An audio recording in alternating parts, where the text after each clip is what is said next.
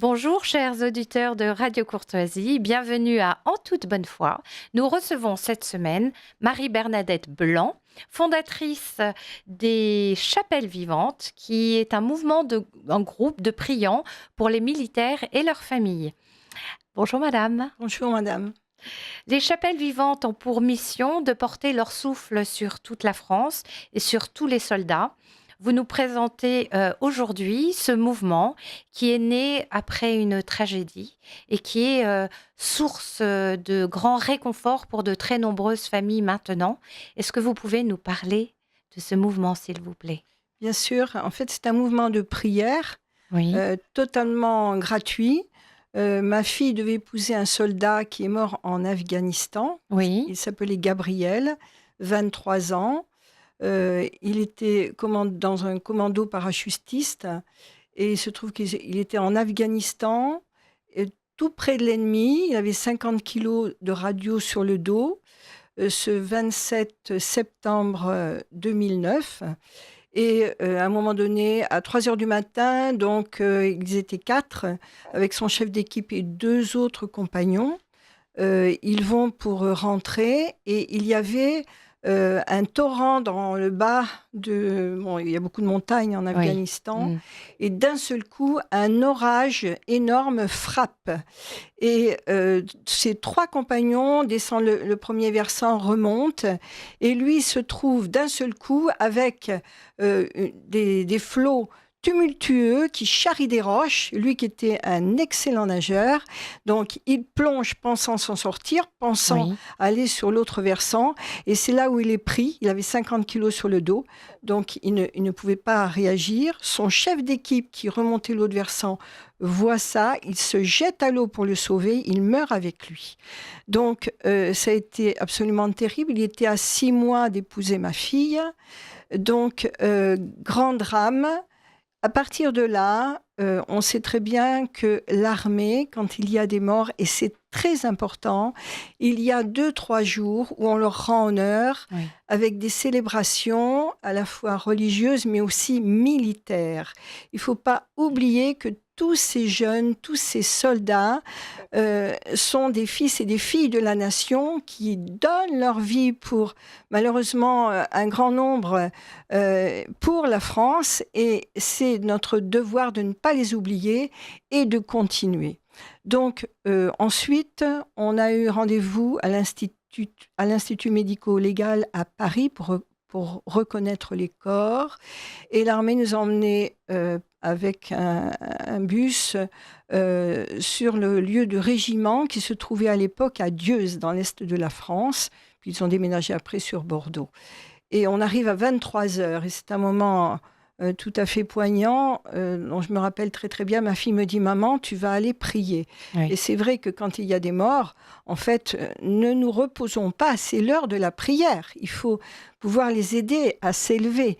Et donc, un soldat me conduit par tous les méandres des ruelles du régiment pour arriver à minuit dans la chapelle ardente où il y avait les 2 cercueils.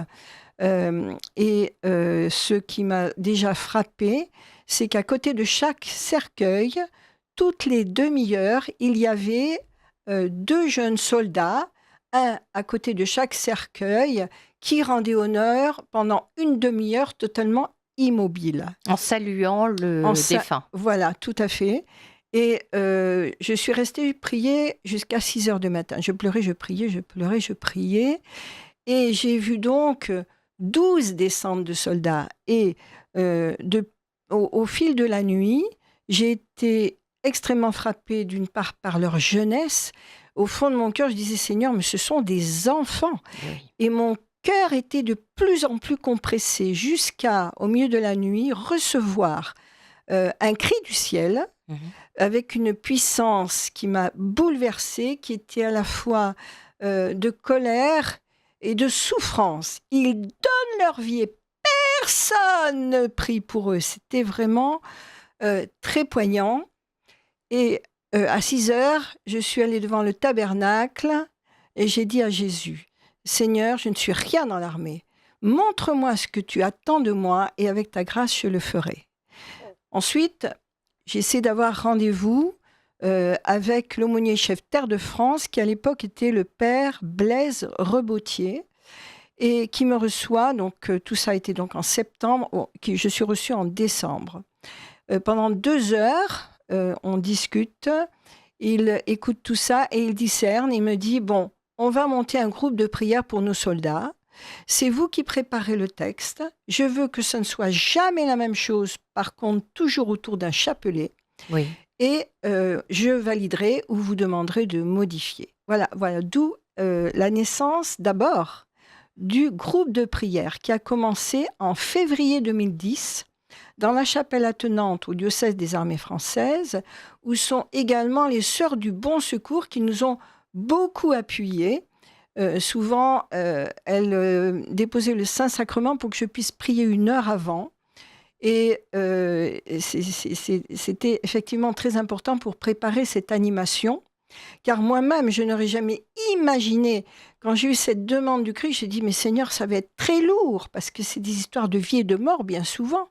Et en fait, je peux vous garantir que du premier jour, la première fois où j'ai animé une chapelle vivante, j'ai eu une joie intérieure intense, et au contraire, presque une légèreté. C'est-à-dire que dès l'instant où on s'occupe dans la vie, ou de frères ou sœurs qui souffrent, etc., eh bien, on a presque des consolations intérieures. Voilà, Il s'est écoulé seulement 5 mois entre le décès de votre gendre et la création de ce mouvement. Tout à fait. C'était une vraie volonté du ciel pour que ça aille aussi vite. Alors, je peux vous dire oui, parce que moi-même, tant que je n'ai pas rencontré le père Blaise Rebotier, il s'est passé une chose incroyable.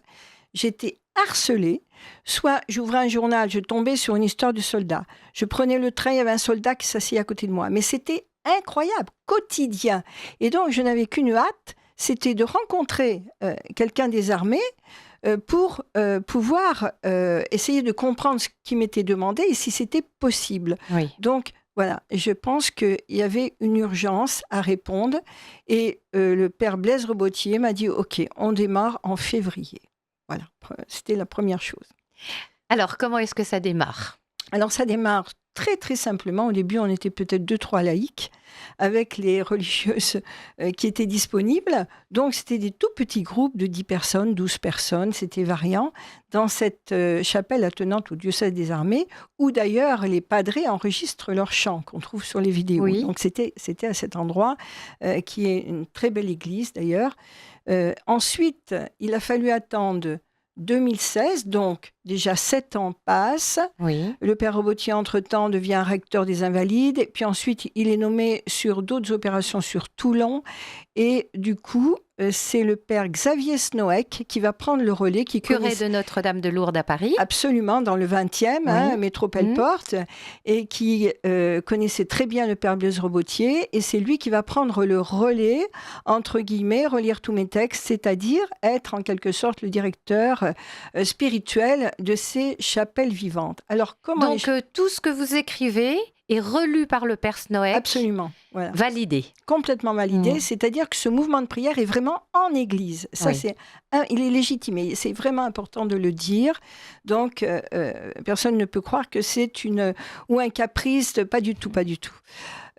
Ensuite, ce que je peux dire, c'est que les chapelles vivantes sont nées plus tard. On était d'abord un groupe de prière qui a duré à peu près 7 ans. Et au bout de 7 ans, je suis appelée à intervenir dans une assemblée environ de 150 personnes de l'association Les Témoins de l'Amour et de l'Espérance pour parler justement de mon initiative. Oui. Et c'est là où j'expose tout ça. Et à la fin de mon exposé, je suis très étonnée. Il y a environ une dizaine de personnes qui se lèvent et qui disent « Mais nous aussi, on veut ça dans nos paroisses ». Alors ça, c'est une belle surprise. Et du coup, d'ailleurs, juste après avoir prié aussi Sainte Jeanne d'Arc, du coup, on se retrouve tous avant de se quitter de ce petit séminaire et on décide de baptiser ce petit mouvement naissant Chapelle Vivante.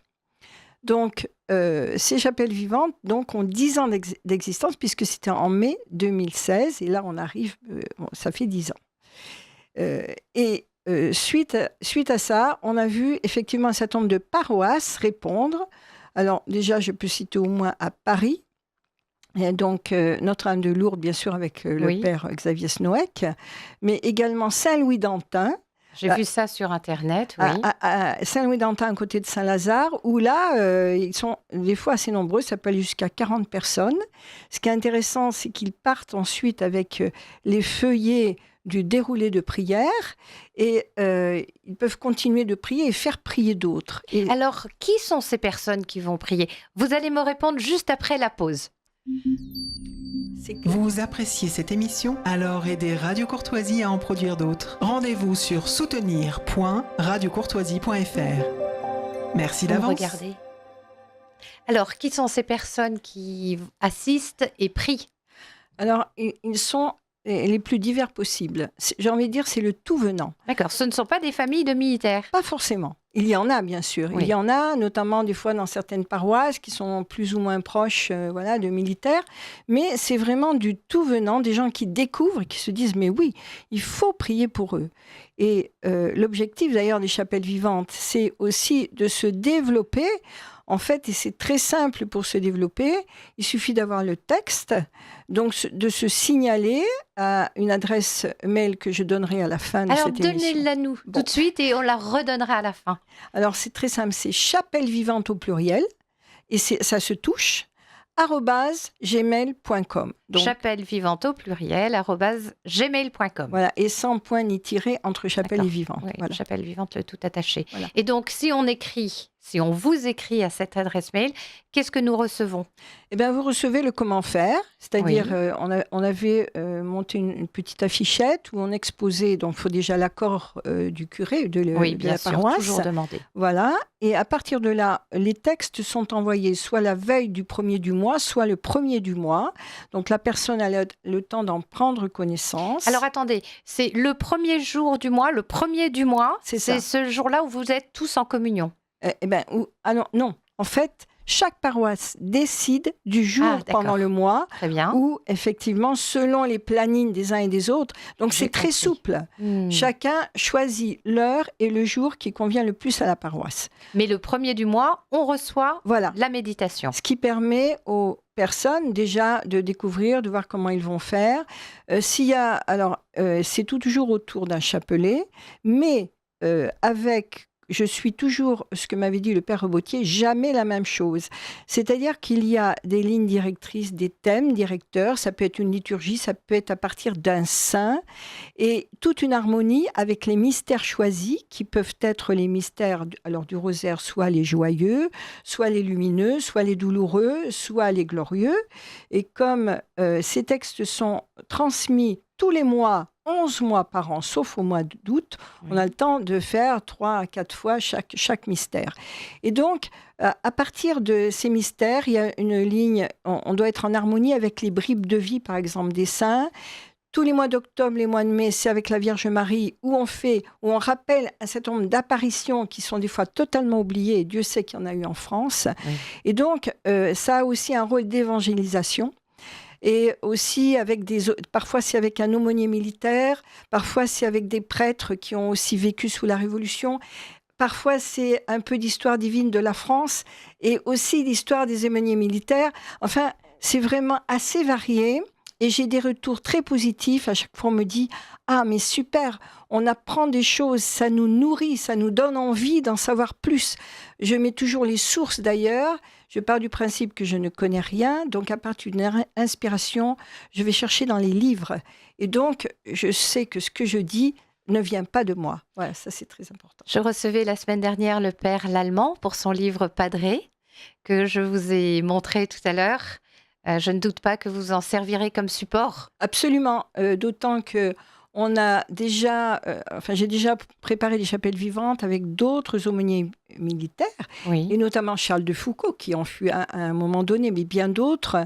Et il est évident que je ferai une chapelle avec Padré du Père Lallemand, car c'est complètement sur notre sujet. Et dans les chapelles vivantes aussi, donc toutes nos intentions de prière vont pour nos soldats, mais on a élargi avec les chapelles vivantes pour tous les corps d'armée de France, c'est-à-dire les gendarmes, les pompiers, les policiers, etc., qui œuvrent tous pour nous défendre et qui, de plus en plus, vivent vraiment des tourmentes. On ne peut pas l'ignorer, donc c'est systématique dans nos intentions. Intentions à la fois pour leur propre protection, pour la protection des familles, mais aussi pour leur vie spirituelle, pour leur réveil spirituel, et on prie aussi pour les aumôniers militaires. Donc, et on prie pour la France, pour le réveil de la France, pour que la France redevienne fille aînée de l'Église. Et c'est pourquoi, quelquefois, c'est sur la vie divine de la France, les chapelles vivantes. Alors, comment s'appellent ces petits groupes de prière ? Alors, il y a eu une autre phase. Là, c'était chapelles vivantes. Alors, les chapelles vivantes, selon les curés qui viennent, selon leur sensibilité, selon les plannings des paroisses, il y a eu quelques chapelles vivantes qui ont disparu parce que le prêtre était plus orienté vers telle ou telle sensibilité. Hein. Donc, on a toujours eu une douzaine ou une dizaine de chapelles vivantes qui ont fonctionné.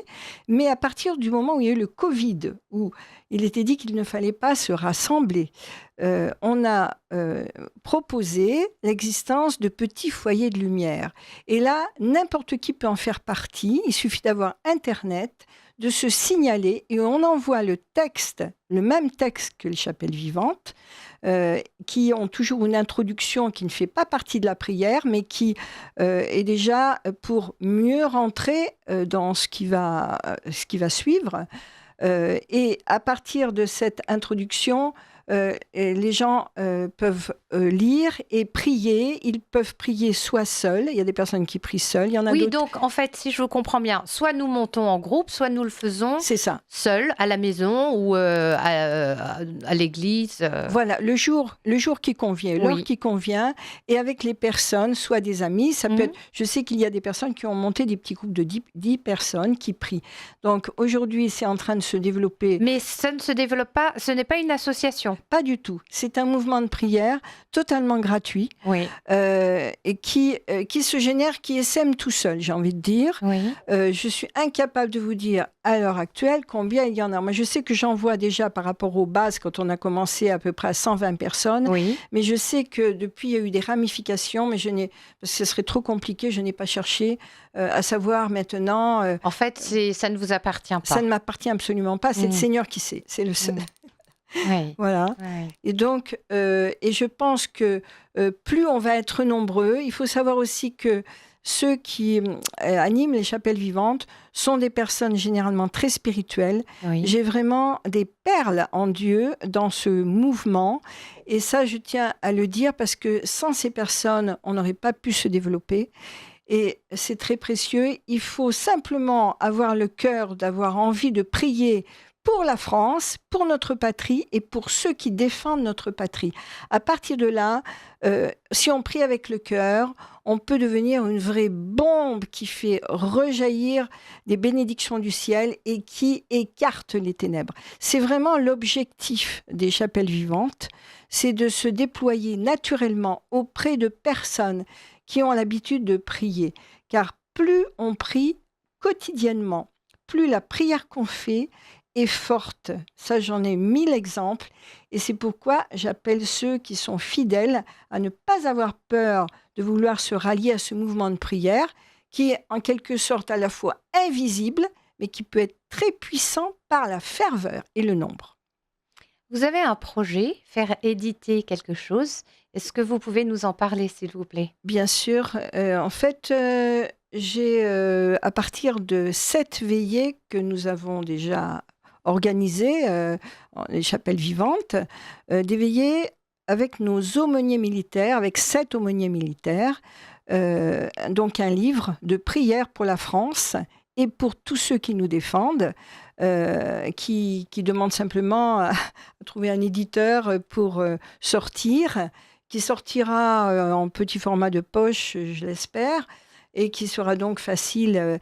Et il faut savoir que moi, je sors complètement du fait de vouloir gagner de l'argent avec ça.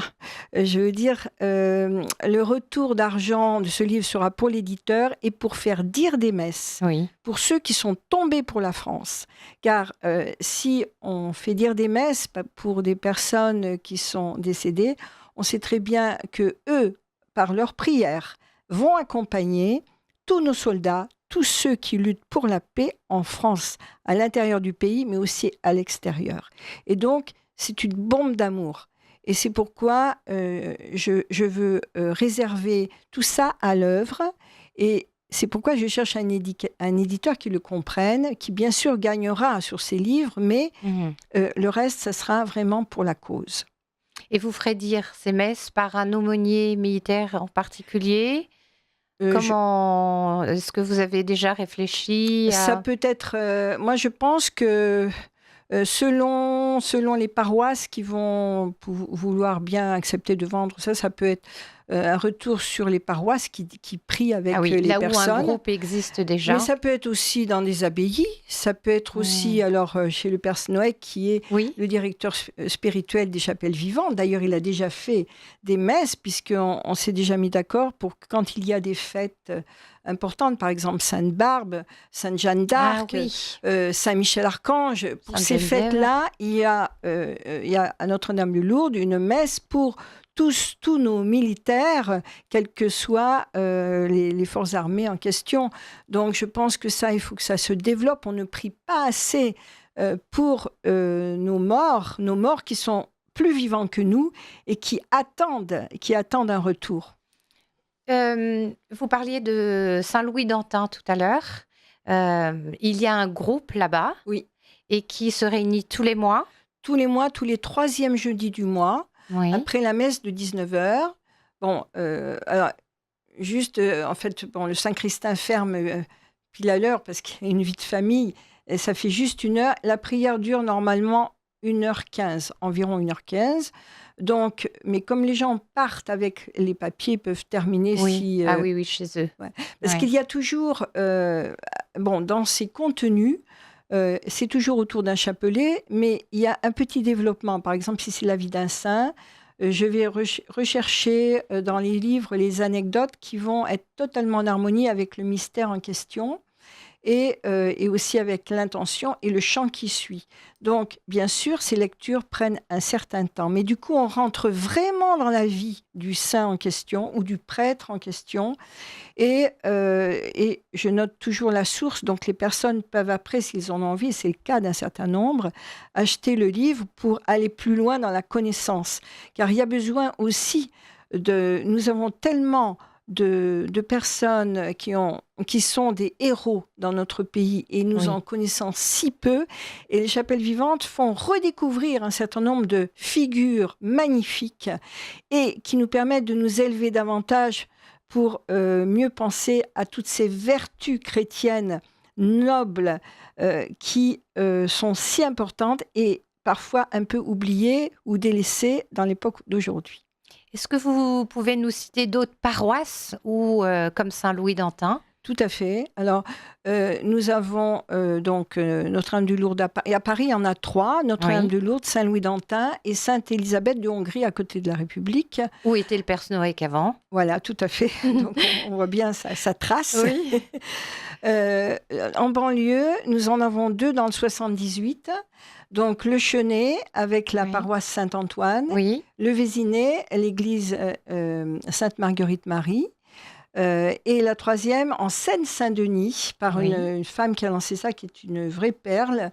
Je peux dire son nom, Annie Fleury. Et à l'église Saint-Louis. Alors, en province, nous en avons 2. Une qu'anime Elisabeth Maison, qui est vraiment un guerrier du ciel, au Mélan, à côté de Grenoble. Mélan, dans le département 38, à l'église Saint-Victor. Et une autre à Vernon, dans le département 27. Dans l'Eure. Oui, à la collégiale Saint-Louis. Pour l'instant, voilà. Alors, moi, je suis très ouverte à ce que d'autres personnes disent, moi, je veux bien animer. Parce qu'animer une chapelle, il n'y a rien de plus simple, puisqu'on apporte tout sur plateau. Il n'y a que, en fait, se présenter devant l'Assemblée, parce qu'il y a toujours besoin d'un chef d'orchestre quand on prie. Et, Oui. et puis, après, si la personne m'envoie un mail, moi, je peux l'appeler. Si elle propose à sa paroisse et que ça Oui. marche, je la soutiendrai, bien sûr. Alors, on va redonner l'adresse chapellevivante au pluriel @gmail.com. C'est ça, tout à fait. Très Voilà. bien. Écoutez, Marie-Bernadette, merci beaucoup. Nous recevions aujourd'hui Marie-Bernadette Blanc pour les chapelles vivantes. Je vous remercie parce que pour nous, famille de militaires, c'est un grand soutien, une communion indispensable pour entourer nos proches. Et j'espère que suite à cette émission, de nombreux groupes vont encore se créer à travers toute la France parce que nous sommes quand même dans une période d'instabilité. Nos soldats seront peut-être amenés à partir prochainement. Mais voilà, gardons-les dans notre cœur, dans nos prières. Merci beaucoup.